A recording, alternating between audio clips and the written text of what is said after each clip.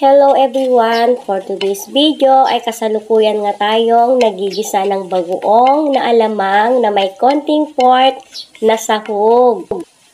At hahaluan natin ito ng talong. Ang tawag ito sa aming mga Ilocano, binagoongan na talong sa alamang. Nagluluto din ba kayo ng ganito guys? Try nyo din at masarap siya. Kung ang hanap mo ay pasok sa budget at sa bulsa, gawin mo na to. At nilagay na din natin ang talong.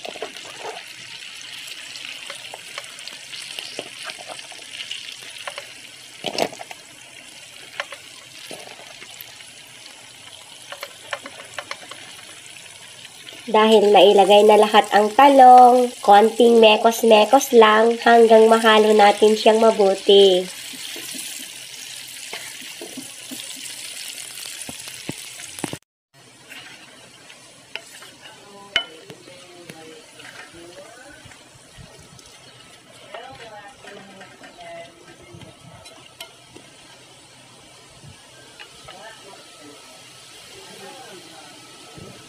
Dahil tapos na tayong magmekos-mekos, takpan at iwan lang ng mga ilang minuto. At bibisitahin ko rin ang aking nilagang okra dito sa loob.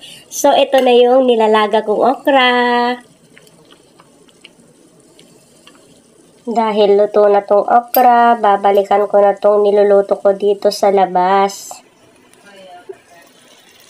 So, mukhang malapit na nga siyang maluto. At nag-add din tayo dito ng paminta, garlic powder,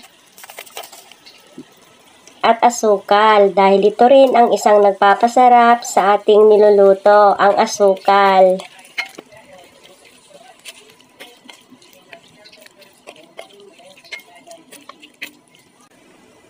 At ito nga, parating na tayo sa katotohanan. Mukhang luto na siya.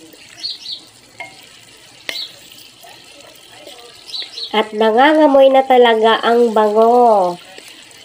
So, yun lamang guys. See you on my next video. Thank you so much for watching. Hanggang sa muli. God bless everyone. Bye!